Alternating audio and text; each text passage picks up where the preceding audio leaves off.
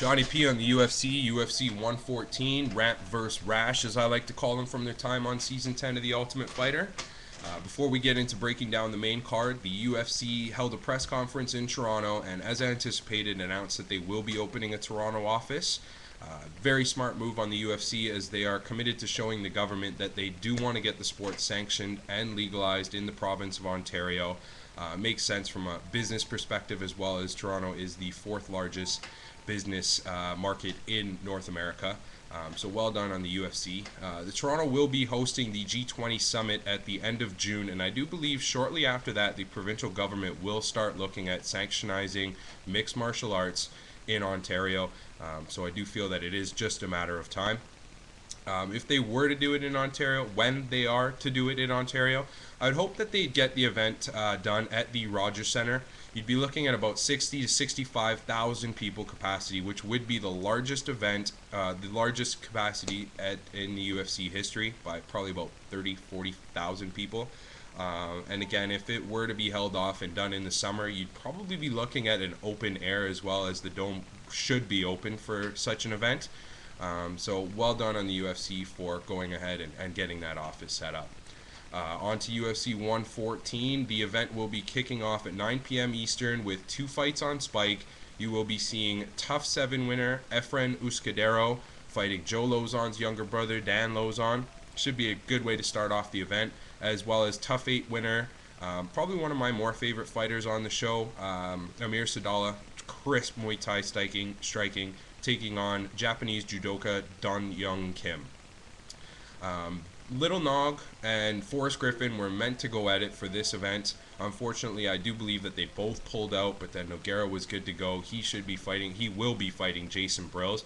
I'd like to see that fight between him and Forrest Griffin rescheduled.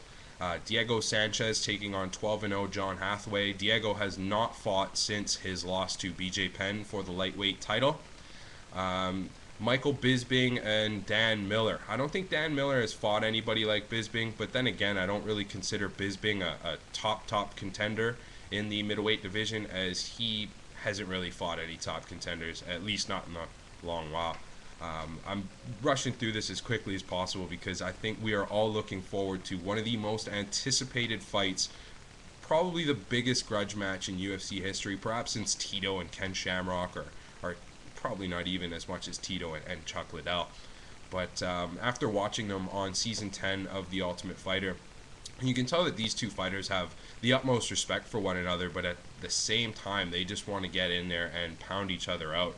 A bit anticlimactic in the sense that after watching the show for however many weeks it was on, and all the drama that transpired, and knowing that they weren't going to fight at the end of it was a huge letdown, very disappointing, but you knew it was just a matter of time before they rescheduled this event and got those two guys to go at it. So I really cannot wait for Saturday night. Very much looking forward to that one. Keys to the cage for Rashad. He needs to work on being a technical fighter that he can be. He's very quick. He's got to work his crisp combinations, his leg kicks, as we saw Forrest Griffin do against Rampage.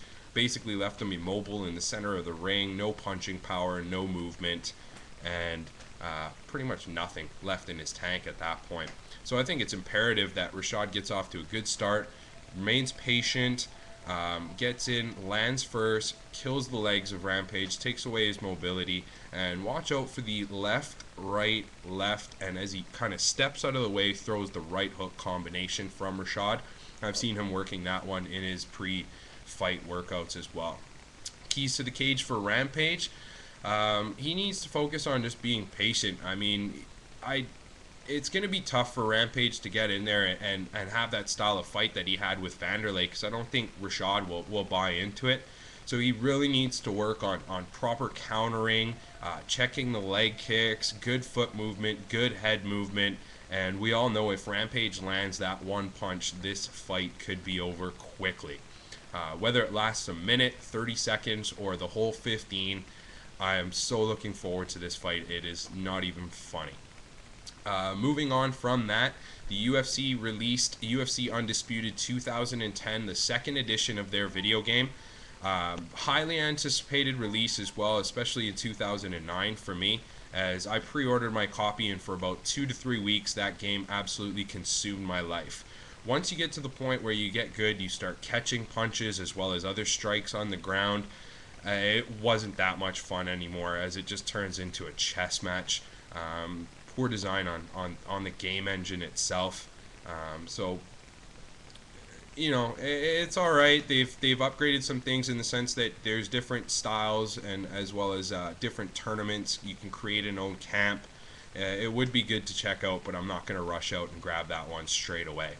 I'd like to take this time to briefly big up my boy Greg Ross, the man from the land down under, who will be waking up very early on Sunday morning to watch the event. Greg Ross, how you going, bro? Moving forward, look for me to come out early in the next week with the UFC 114 Ramp Vs Rash post-fight breakdown.